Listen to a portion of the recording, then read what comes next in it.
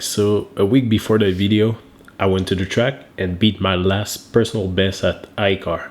But unfortunately, I lost all the footage from that night. And I guess it wasn't a great day because that night I broke the throttle body spring on my car. And I had to fix that before going back to the track. So as you can see here, the throttle body was stuck open at 20%, so I decided to straight up replace it.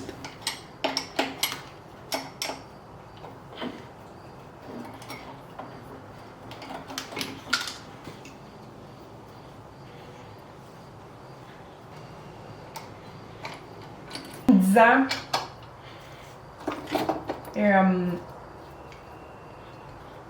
comme la même affaire que je t'ai dit. Donc, veuillez.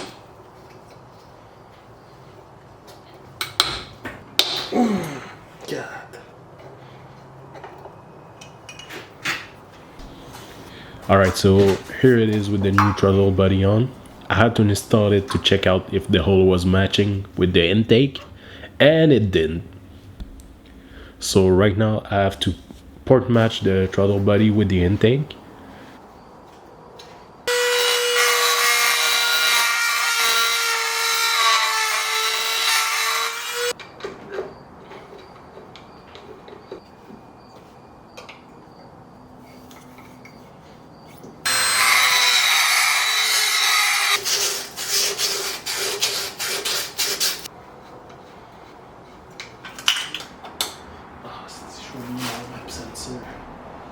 So now that it is port matched, I'm installing the map sensor.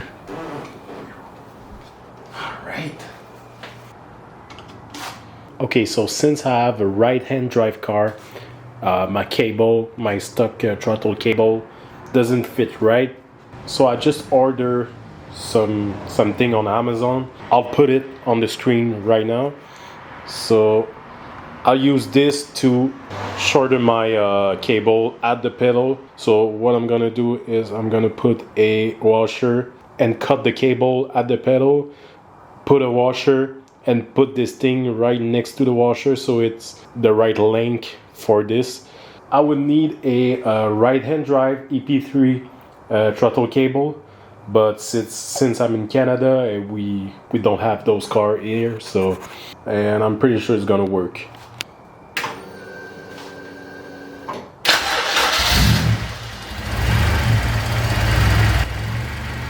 So since I had to wait for my order, I decided to adjust the throttle since I don't run an IAC valve anymore.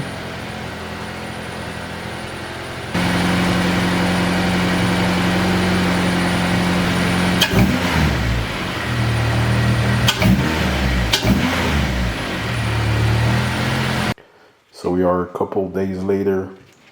I just received the little thingy for the cable that I ordered on Amazon.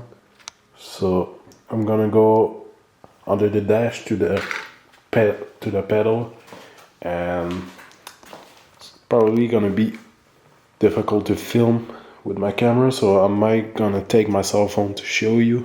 I'm gonna have to adjust the cable. I'm gonna do it at the pedal. You see right there, there's too much place, so I'm gonna put it out, gonna cut it, then gonna use these little thing to adjust the right length. I'm here under the dash filming with my cell phone, so here's like the throttle cable. It's way too long. I used to have only this kind of jobber spacer and it works, but since I changed the throttle, it doesn't work anymore. So I'm just gonna cut the throttle and use the little fitting that I got with a washer, right? And I'm gonna try to show you a video or a photo of this when it's gonna be done.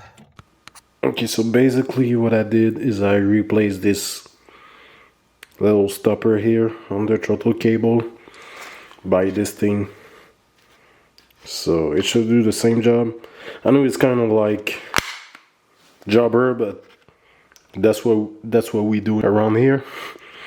And I think it's gonna work anyways. If you know a better option, just maybe write it down in the comment, but pretty sure it's gonna work anyways. Alright, so this is what it looked like just before I reattach it to the pedal assembly.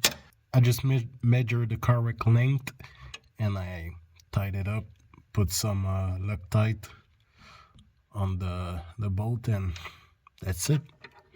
Now I'm gonna reattach it to the pedal and it should be alright. So now I'm gonna adjust the TPS sensor in the K-Pro app.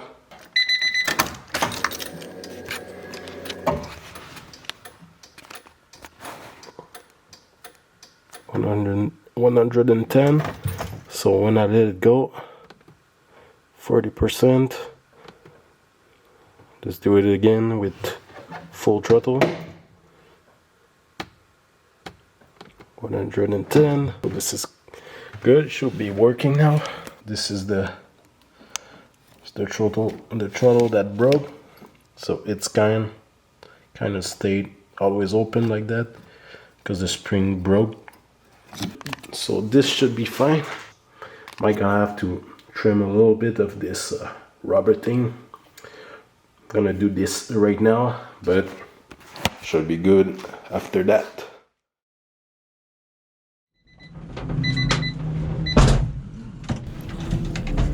Okay, so unfortunately my GoPro decided to act weird again, and I lost most of the session I recorded that night.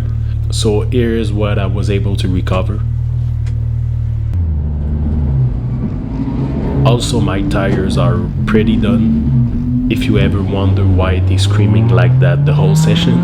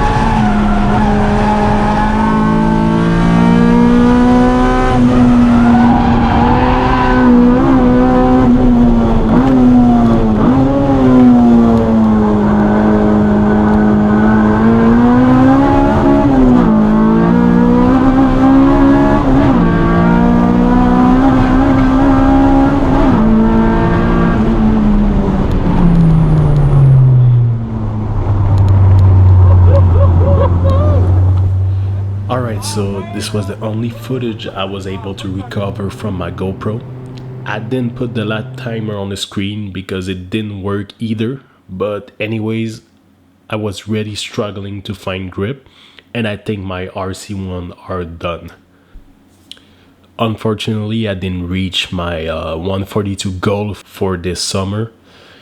It was pretty close though with a 143.08.